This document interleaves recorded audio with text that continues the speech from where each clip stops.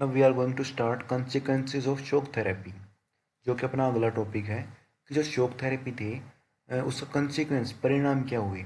Shock therapy वही अपने आप को बदल लेना एक अथॉरिटेटिव सोशलिस्ट सिस्टम से एक डेमोक्रेटिक कैपिटलिस्ट सिस्टम में, उसको कहते हैं शॉक थेरेपी। तो उसके कंसिक्वेंस क्या हुए, ठीक है। तो objective of shock therapy was to transform eastern countries as like the western.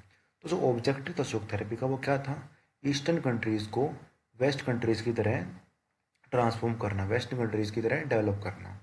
But shock therapy did not lead the people to utopia of mass consumption. लेकिन जो शॉक थेरेपी थी, यूटोपिया का मतलब होता है a place in which everything is perfect, जहाँ पे हर चीज़ perfect हो। ऑफ मास कंजप्शन, जहाँ पे फूड शॉर्टेजेस ना हो, ठीक है। तो शॉक थेरेपी थी कि मतलब कि ऐसा अज्यूम किया जा रहा था कि अगर कैपिटलिस्ट इकोनॉमी में हम चेंज हो जाएंगे तो काफ़ी ज़्यादा अच्छा माहौल होगा। लेकिन did not lead the people to utopia of mass consumption, लेकिन जो एक्सपेक्टेशन थी वो रियलिटी में चेंज नहीं हुई। It brought ruins to the economics and political crisis for people of entire region. Ruins, तबाही हो गई थी किन चीज़ों में, इकोनॉमीज ऑफ दीज रीजन्स, जो कंट्रीज थी उनकी इकोनॉमी तबाह हो गई थी और पॉलिटिकल क्राइसिस आ गई थी इन कंट्रीज में। तो पहले पढ़ते हैं economic problem created due to shock therapy. Economy से रिलेटेड क्या क्या प्रॉब्लम क्रिएट की थी शॉक थेरेपी में। Large garage sale in history. In Russia, the large state-controlled industrial sector almost collapsed, as about 90% industries were put to sale. Valuable industries were undervalued and sold at throw prices. रसिया में जितनी भी state control जो industries थी, जो government के control में जो industries थी वो कोलैप्स कर जाती हैं, ख़त्म हो जाती हैं। क्यों? क्योंकि जितनी 19% इंडस्ट्रीज थी वो सेल के लिए पुट कर दी जाती हैं और सोल्ड एट थ्रोवे प्राइजेज, उन्हें बहुत ही थ्रोवे प्राइस का मतलब होता है बहुत ही कम दामों में जो प्राइवेट इंडिविजुअल्स थे उनको बेच दिया जाता है। यानी एक टाइप से बहुत ज़्यादा कोलैप्स हो जाती हैं, ये ख़त्म हो जाती हैं इंडस्ट्रीज। और इसी को लार्जेस्ट गैरेज सेल कहा जाता है हिस्ट्री का। ये 2 मार्क्स में आ सकता है, ठीक है। The value of Russian currency rouble decreased, और जो रशिया की करेंसी थी रूबल, उसकी वैल्यू भी डिक्रीज हो गई थी।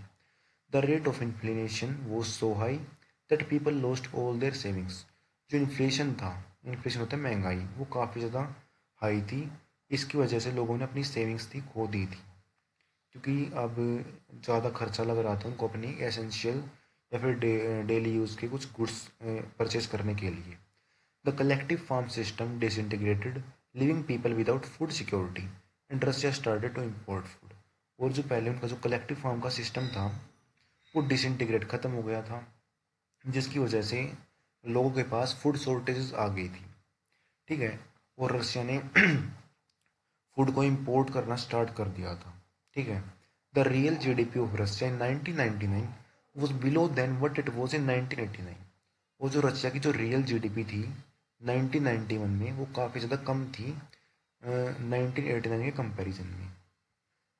The old trading structure break down, और जो पहला जो ट्रेडिंग स्ट्रक्चर था, जो पहले कंट्रीज आपस में ट्रेड करती थी वो भी ब्रेक डाउन हो गया था। The withdrawal of government subsidies pushed people to poverty, और जो पहले जो गवर्नमेंट सब्सिडीज देती थी लोगों को कम दामों में कोई भी बेसिक नेसेसिटीज प्रोवाइड करती थी, वो भी अब विड्रू कर ली गवर्नमेंट ने, यानी अब देना बंद कर दिया, जिसकी वजह से लोग पॉवर्टी की तरफ पुश हो गए, लोग गरीब हो गए। The old system of social welfare was destroyed, वो जो पुराना सिस्टम था सोशल वेलफेयर का, यानी गवर्नमेंट सोशल वेलफेयर के लिए काफ़ी ज़्यादा स्कीम्स लाती थी। अब गवर्नमेंट उन लोगों के लिए कुछ भी नहीं कर रही थी, यानी वो जो सोशल वेलफेयर का जो सिस्टम था वो भी डिस्ट्रॉय हो गया था, क्योंकि अब कैपिटलिस्ट आइडियोलॉजी अडॉप्ट कर ली थी उन कंट्रीज़ ने। ए mafia emerged in many of these countries and started controlling many economic activities। एक माफिया उभरा, माफिया वाला ग्रुप, ठीक है।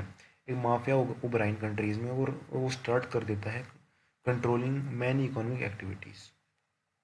इन कंट्रीज में जो बहुत सारी जो इकोनॉमिक एक्टिविटीज़ होती हैं उनमें जो माफिया है उनको कंट्रोल करना स्टार्ट कर देता है। caused unemployment and civil unrest. Unemployment काफ़ी ज़्यादा बढ़ जाती है और सिविल अनरेस्ट, लोगों के बीच में अनरेस्ट था, वो भी बहुत ज़्यादा देखने को मिलता है। ये थे इकोनॉमिक प्रॉब्लम्स। अब पढ़ेंगे पॉलिटिकल प्रॉब्लम्स, यानी political problems created due to shock therapy. तो the constitution of these countries was drafted in hurry. जो कॉन्स्टिट्यूशन था इन कंट्रीज का, वो बहुत ही जल्दी जल्दी में ड्राफ्ट किया गया था। इंक्लूडिंग रसिया, इंक्लूडिंग रसिया, क्योंकि रसिया के पास जो प्रेसिडेंट था वो काफ़ी ज़्यादा स्ट्रॉन्ग था, स्ट्रॉन्ग एग्जीक्यूटिव प्रेसिडेंट। और जो पार्लियामेंट थी वो थी वीक, इलेक्टेड पार्लियामेंट वीक। बल्कि होना ऐसा चाहिए कि जो पार्लियामेंट है वो होनी चाहिए स्ट्रॉन्ग, और जो प्रेसिडेंट है वो होना चाहिए वीक, लेकिन इसका उल्टा था, ठीक है। And in central Asia the president had great powers. और जो सेंट्रल एशियन कंट्रीज थी, जो तान कंट्रीज थी, उनके पास, उनके जो प्रेसिडेंट होते थे, उनके पास ग्रेट पावर्स आ गई थी। कैसे? And several of them very bureaucratic. और उनमें से बहुत सारे लोग जो थे वो ब्यूरोक्रेटिक हो गए थे, यानी अपनी पावर का मिसयूज करने लगे थे। कैसे? एग्जाम्पल दे रखा है, president of Turkmenistan and Uzbekistan appointed themselves to power first 10 years and extended another 10 years। जो प्रेसिडेंट होते हैं तुर्कमेनिस्तान के और उज्बेकिस्तान के, वो अपने आप को पहले 10 सालों के लिए इलेक्ट कर लेते हैं, अपने आप को पावर में ले आते हैं, और फिर बाद में अलग से दोबारा से अपने आप को 10 सालों के लिए एज ए प्रेसिडेंट इलेक्ट कर लेते हैं। यानी अपनी उनकी मनमानी चल रही है, जो अपनी पावर है उसका मिसयूज़ कर रहे हैं वो वहाँ पे। तो ये पॉलिटिकल प्रॉब्लम्स क्रिएट हो गई थी शॉक थेरेपी की वजह से।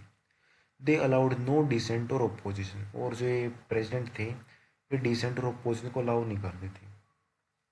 Most of these economies specially Russia started reviving in 2000। लेकिन फिर धीरे धीरे ये बहुत सारी इकोनॉमीज रिवाइव करना स्टार्ट कर देती हैं। और रशिया कब रिवाइव होना स्टार्ट कर देता है?